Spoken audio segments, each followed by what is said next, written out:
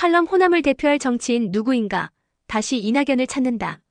최근 이재명 정부와 민주당의 지지율 하락을 보여주는 여론조사들이 나오면서 국정 운영을 둘러싼 우려의 목소리도 커지고 있다. 제6공화국 이후 9번째 대통령에 이르기까지 대한민국은 보수와 진보 정부를 번갈아 경험했다. 그러나 지금 외교안 보경제 부동산과 사법제도 개편 등을 둘러싸고 벌어지는 국정 혼란을 바라보며 과거 어느 정부와도 다른 상황이라고 걱정하는 국민들이 적지 않다. 특히 이재명 대통령은 취임 전부터 여러 형사재판을 받아왔고 공직선거법 사건에서는 대법원이 무죄를 선고한 원심을 파기환송했다. 대통령 취임 이후에는 헌법 제84조와 재판 계속 여부를 둘러싼 논란까지 국가적 쟁점이 됐다. 그렇다 보니 호남 일각에서는 이런 질문도 나온다. 그때 이낙연을 선택했다면 어땠을까?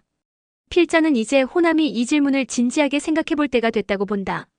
이낙연은 하루아침에 만들어진 정치인이 아니다. 김대중 전 대통령의 권유로 정치에 입문한 뒤 5선 국회의원, 전라남도지사, 더불어민주당 대표를 거쳐 문재인 정부 초대 국무총리를 역임했다.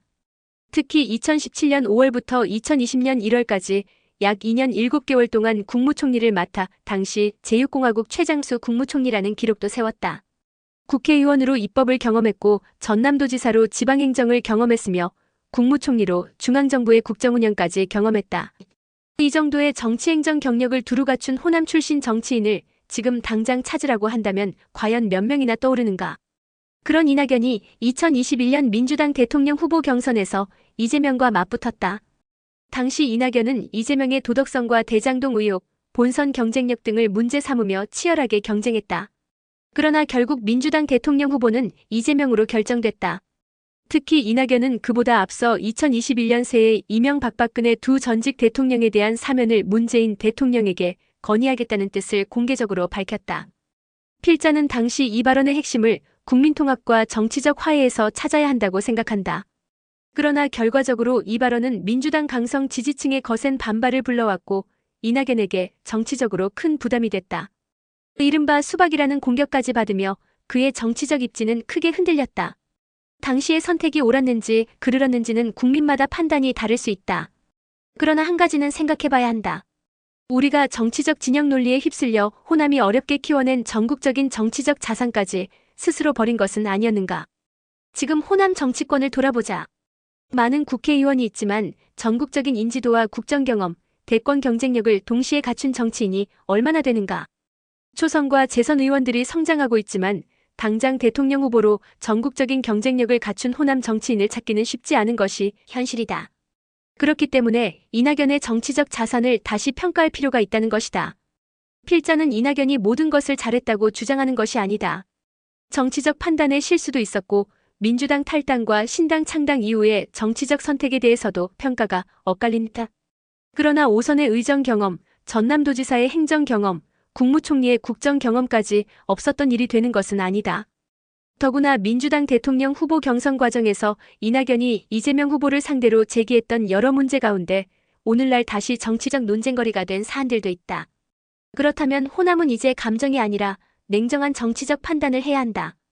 이재명 한 사람에게 민주당의 모든 미래를 걸어야 하는가? 만약 앞으로 이재명 대통령의 사법 문제나 정치적 상황에 중대한 변화가 생긴다면 민주당과 호남은 그 이유를 준비하고 있는가? 정치는 영원한 승자도 영원한 패자도 없다. 지금도 이낙연은 정치권에 있다. 그리고 자신의 때를 기다리고 있다.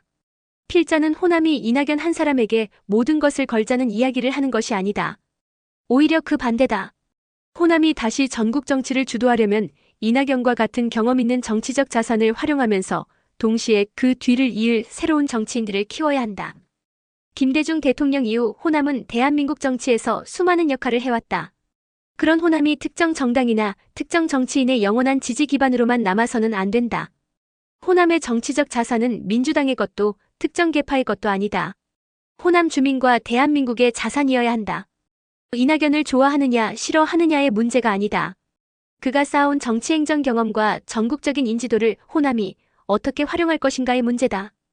김대중 이후 호남을 대표해 전국 무대에서 경쟁했던 이낙연의 정치적 자산을 다시 돌아볼 때다.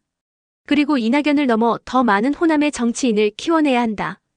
그래야 호남이 다시 국민의 신뢰를 얻고 대한민국 정치의 당당한 한 축으로 설 수 있을 것이다.